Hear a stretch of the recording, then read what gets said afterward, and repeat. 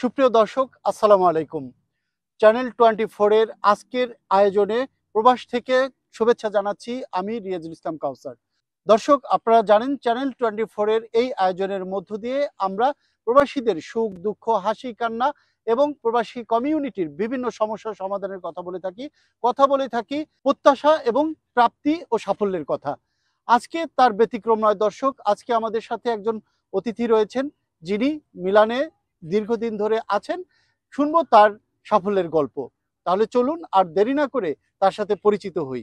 আজকে আমাদের সাথে অতিথি হিসেবে আছেন ইতালি প্রবাসী মারুফুল ইসলাম রুবেল। আসসালামু আলাইকুম, কেমন আছেন? ওয়ালাইকুম আসসালাম। আলহামদুলিল্লাহ, আল্লাহর রহমতে ভালো আছি ভাই।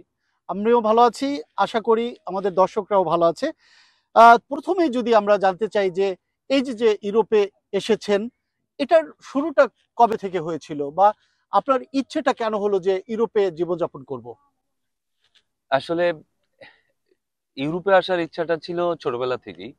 এই ছোটবেলা থেকেই তো আমরা যখন পড়াশোনা করে স্কুল কলেজে যখন যাই, তখন ইউরোপ সম্পর্কে অনেক কিছু শুনেছি, টিভিতে দেখেছি, মানবাধিকার আছে এইসব দেশগুলোতে, ইউরোপের সব দেশগুলোতে।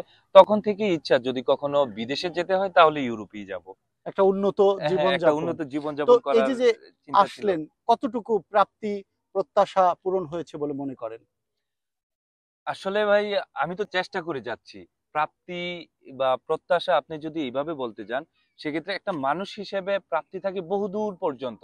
তবে আমি প্রতিনিয়ত চেষ্টা করে যাচ্ছি। আলহামদুলিল্লাহ, আমি আমার স্বপ্নের দিকে হাঁটি, হাঁটি পা, পা করে এগিয়ে এগিয়ে বাহ! যাচ্ছি। চমৎকার। গল্প বেশ জমে উঠেছে। আমরা শুনবো প্রথমের গল্পটা। প্রথমে তো এত সাফল্য আসেনি। কেমন করে ইটালিতে এসেছেন সেটা শুনবো এবং আসার পরে কি স্ট্রাগল আপনার জীবনে হয়েছে সেই যুদ্ধটার কথা শুনবো। আসলে স্ট্রাগল তো সবাইকেই করতে হয়। ১ম এ আপনার মনে করতে হবে দেশ থেকে কেউ যদি প্রবাসে যেতে চায়, এটাই একটা খুব কঠিন সিদ্ধান্ত। এটা প্রত্যেকের জন্যই খুব কঠিন সিদ্ধান্ত। আমারও শুরুটা খুব কঠিন ছিল। আমি আসলে ইটালিতেই ১ম আসিনি। আমি ইউরোপে ১ম এসেছিলাম কাজের ভিসা নিয়ে, ওয়ার্ক আচ্ছা, পারমিট যাকে বলে। আমি এসেছিলাম মাল্টাতে। আচ্ছা, সেনজিনভুক্তই একটা দেশ, আচ্ছা। ইতালির খুব পাশেই। হু, হু। কিন্তু সেখানে আসার পরে আমার কেমন যেন মন ভরছিল না। আমার আচ্ছা, মনে হচ্ছিল আমি এখানে থেকে বোধহয় ভালো কিছু করতে পারবো না। আচ্ছা। আমি ভালো কিছু করার ইচ্ছাতে আর সবচাইতে এই ব্যাপারে সবচাইতে বেশি কাজ করছে ছোটবেলা থেকেই ইউরোপ। যখনই শুনেছি ইউরোপ তখনই শুনেছি ইতালি, ফ্রান্স, জি। জার্মানি। সেই ক্ষেত্রে আমি আসলে ওইখানে থেকে নিজেকে সেট করতে পারছিলাম না। যার কারণেই আমি মাল্টা থেকে এই আমার ভিসার সময় থাকা অবস্থাতেই আমি ইতালিতে চলে আসি। এবং আসার পরে তো ভাই এখানে নতুন পরিবেশ, ভাষা জানি না, সবকিছুই নতুন।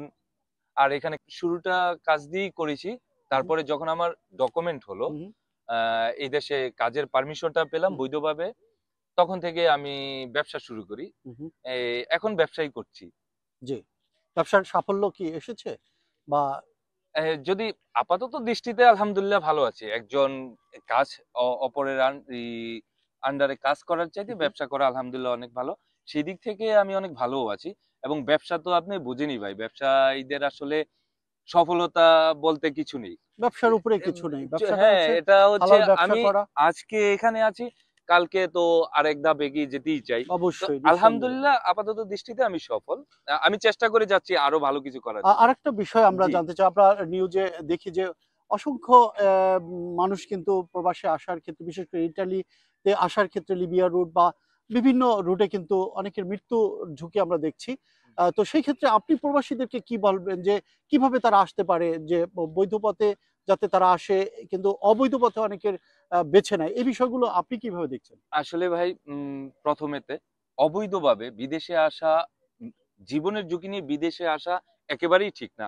আমি বলবো আপনারা অবশ্যই দেশ থেকে যারা বিদেশে আসতে চান, তারা আগে নিজেকে স্কিলফুল করেন, দক্ষ হন কোনো বিষয়ে, তারপরে বৈধভাবে আসার চেষ্টা করেন। অবৈধভাবে জীবনের ঝুঁকি নিয়ে যেখানে মৃত্যুর ভয় আছে, টাকার চাইতে জীবনের মূল্য অনেক তা বেশি। তো অবশ্যই। আপনি মৃত্যুর ঝুঁকি নিয়ে কোনো দেশে আসা ঠিক হবে না। সেটা ইউরোপ হোক বা অন্য কোনো দেশে হোক। আমি সবাইকে সবার জন্য বলবো, আপনারা অবশ্যই দক্ষ হয়ে নিজেকে দক্ষ করে বৈধভাবে আসার চেষ্টা করুন। অবৈধভাবে আসার কোনো দরকার নেই। জি।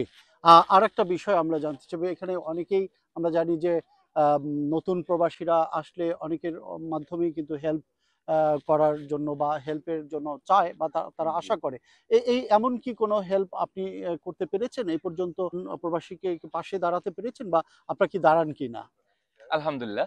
এই বিষয়ে আমি আসলে ছোটবেলা থেকেই একটু পরোপকারী মাইন্ডেড। আচ্ছা। এ আমি যদি কারো উপকার করতে পারি সেক্ষেত্রে আমি পার্সোনালি অনেক বেশি হ্যাপি হই। আর এটা আমার স্বভাবে ছোটবেলা থেকেই আছে। আলহামদুলিল্লাহ আমি অনেককেই হেল্প করেছি এ পর্যন্ত। আর চেষ্টা অন্যান্য করে যাচ্ছেন। মানুষদেরকে এবং বিদেশে যারা আসে নতুন হুম, হুম। থাকে তাদেরকে হেল্প করার উদ্দেশ্যে আমি এই দেশে যারা নতুন আসে তাদের এবং দেশেও মানুষদেরকে হেল্প করার চেষ্টা করছি। কর্মসংস্থানের ব্যাপারে হ্যাঁ, আমি বাহ! করছি। এটা চমৎকার। তো আলহামদুলিল্লাহ। আমরা অনুষ্ঠান একদম শেষ পর্যায়ে চলে এসেছি। জি, জি। দর্শকদের জন্য ছোট্ট করে যদি কিছু বলতেন যে কি বলতে চান বাংলাদেশি দর্শকদের জন্য? আসলে বাংলাদেশী দর্শকদের জন্য আমি বলতে চাই, আপনারা যারা বিদেশে আসতে চান, সেটা যেকোনো দেশ হোক, আ ইউরোপ হোক বা অন্য কোনো দেশ হোক, আফ্রিকা, এশিয়ার অন্য কোনো দেশে, আপনারা যাওয়ার আগে অবশ্যই নিজেরা সিদ্ধান্ত গ্রহণ করবেন। কোন দেশে যেতে চান, সে দেশ সম্পর্কে অনলাইনে দেখেন, জানেন, বোঝেন। সেই দেশের ভাষা সম্পর্কে যতটুকু সম্ভব একটু জ্ঞান অর্জন করেন এবং কোনো না কোনো বিষয়ে নিজেকে দক্ষ করে তারপরে বিদেশে আসুন। ইনশাআল্লাহ আপনারা সফল হবেন। জি, অসংখ্য ধন্যবাদ। দর্শক, আপনাদেরকেও ধন্যবাদ আমাদের সাথে থাকবার জন্য। আশা করব আমাদের এই অনুষ্ঠানের মধ্য দিয়ে অবশ্যই অনেক দর্শক উপকৃত হবেন এবং যারা বিদেশে আসার চিন্তা করবেন তারা অবশ্যই দক্ষতা অর্জন করে আসবেন। এমনটি প্রত্যাশা রেখে বিদায় নিচ্ছি। আগামী অনুষ্ঠান দেখবার আমন্ত্রণ রেখে সে পর্যন্ত আপনারা ভালো থাকুন, সুস্থ থাকুন, সুন্দর থাকুন। এই প্রত্যাশায় আমি রিয়াজুল ইসলাম।